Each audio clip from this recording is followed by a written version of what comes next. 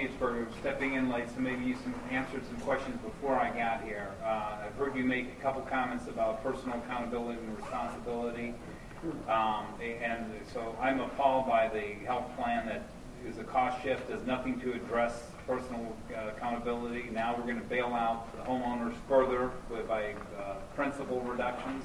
Again, is there going to be a lien against their properties, or just giving them money? And I'm getting really frustrated. I'm an independent. So, but other than the Republicans saying that the Democratic giveaway programs are bad, which I agree with, what are the Republicans going to do differently when you guys we get back did in? talk a little bit, I think, maybe before you came in, on some of the issues in terms of health care, in terms of recognizing the fundamental problem being individual access to the insurance market, or access to the individual insurance market has been a key problem for those people who can't get insurance, as well as cost containment. And the concerns that we had, and I talked about providing tax credits on a means-tested basis, leveling the playing field between employer-sponsored health care and individually purchased health care, knocking down the barriers to competition by allowing you to buy them across state lines. But one of the things that I think is most, again, concerning is this transfer of wealth. You said spreading the wealth before. And when you look at this health care plan, essentially what it does is it takes from the healthy and, again, it gives to the unhealthy. If you have taken good care, I mean, there is no incentive for anyone really to take care of themselves. I mean, other than for it's an end in itself, and we all, I think, instinctively know that. But I'm not sure everybody follows that philosophy. And so you can smoke and drink and, you know, eat peanut butter and jelly sandwiches all day long, and with that comes challenges. And we're going to pay for that. If you're out there and you're taking good care of yourself, there is no benefit to that. And we, you know, somebody said, if you tax something, you get less of it, and you subsidize something, you get more of it. And we're going to tax health, productivity, and we're going to subsidize the alternative.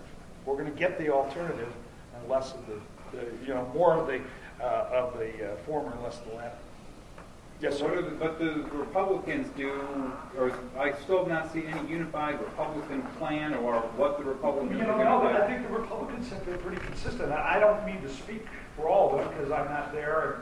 I mean, I certainly have an idea, and I would refer you to as well to make a roadmap for America's future.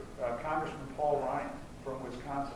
And again, Paul used to work for me years ago, and he has. And I frankly think this is a young man who I wouldn't be surprised to be a vice presidential nominee. He's 40 years old. He's a bright kid.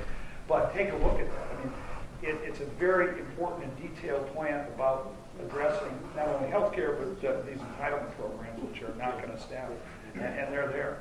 I have a plan, these 5 or 6 points that if we could have just made some incremental reform in healthcare, we would have gone a long way to addressing this problem. But the problem is it's been all or nothing. There was even an amendment on the Senate floor to prohibit registered or convicted sex offenders from getting Viagra under the plan, and it was voted down. Everybody wants to get Viagra. That's right. So, yes, sir. Mr. Welday, let's jump ahead in time. Okay. And you have successfully ousted Gary Peters from his seat. Mm-hmm. And there's a vote coming up on the floor. I think it's House Bill 1125, not sure the number, having to do with fair tax. Yes. Tell us how you'd vote on a fair tax. I would vote yes on the fair tax today. Amen. I've told the fair tax group that I would co-sponsor the fair tax. I do think that the fair tax needs further debate and discussion.